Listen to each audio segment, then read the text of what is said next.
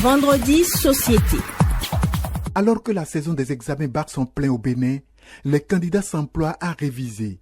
Au-delà des séances de remise à niveau et des nuits blanches face aux cahiers, certains recherchent un soutien supplémentaire dans le monde spirituel. Entre prières chrétiennes ou musulmanes, pratiques vaudou et autres recours mystiques, à chaque candidat son approche pour maximiser ses chances de réussite. Constat de Tonyon Doudegui Fatina. Dans les rues, les avis divergent sur le sujet. Certains scolaires et étudiants, à l'instar de Stéphane, jeune chrétien fervent, affirment que la prière et le jeûne sont de grandes armes dans la quête du succès académique. Je confie mes épreuves à Dieu. Avant chaque examen, je prie pour avoir la sagesse et la tranquillité d'esprit. Il faut lui faire certaines prières, il faut implorer la force de Dieu sur lui. D'autres, enracinés dans la tradition vaudou, accomplissent des sacrifices et des rituels. C'est le cas d'Aristide et de ses concitoyens ici. Pour aller au certificat d'études primaires, je suis allé consulter le FA et je suis allé aussi prier pour beaucoup de fétiches dans ma maison paternelle. Dans notre famille, à l'approche des examens importants, nous faisons des offrandes aux ancêtres et aux divinités.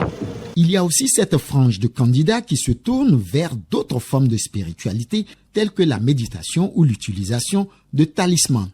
Oui, je crois aux vibrations et à l'énergie. Je médite et je porte une prière qui m'aide à rester concentré. Pour commencer par lire les questionnaires, il dit Bismillahirrahmanirrahim, fa inna man usri yusra. Et ça va aller. La réussite scolaire dépend-elle alors du degré d'assimilation des notions au programme ou d'une intervention spirituelle?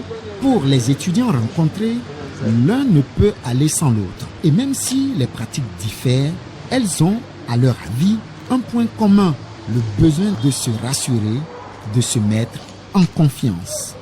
Au-delà de l'appropriation du contenu des cahiers et livres, la préparation d'un examen de fin d'année ne se limiterait pas au seul travail intellectuel. Des élèves et leurs parents se tournent en effet vers la spiritualité pour préparer l'examen, pour s'entourer d'ondes positives, et cela semble justifié. Olive Oussougui. La préparation métaphysique a trait à une disposition intérieure et à des rituels. Les formes varient selon les croyances, mais l'objectif demeure l'élévation de l'esprit du candidat avant l'épreuve, fait savoir le métaphysicien Léon Tordinou. Si je veux parler par exemple du CEP, sa préparation commence depuis la première année du primaire.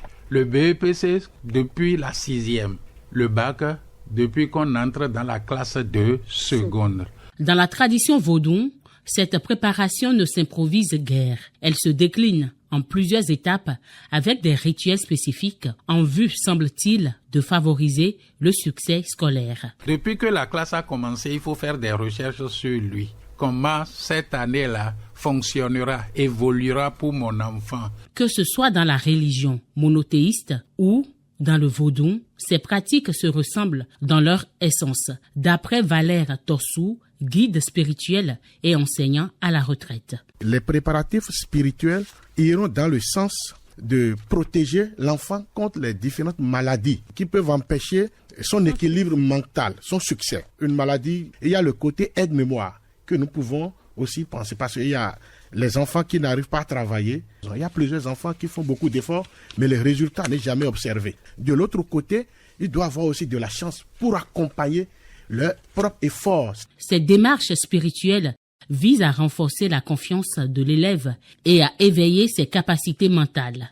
Elles ne sont pas une panacée, mais un complément aux efforts déployés déjà dans l'assimilation des cours. Lorsque ces techniques sont appliquées avec soin, elles contribuent à la réussite académique de l'apprenant, croit Zedeka Kanhohonou, prêtre vaudou. La préparation des écritoires, les bics, il faut préparer les bics spirituellement et ne jamais passer son écritoire, c'est-à-dire son bic, à une autre personne.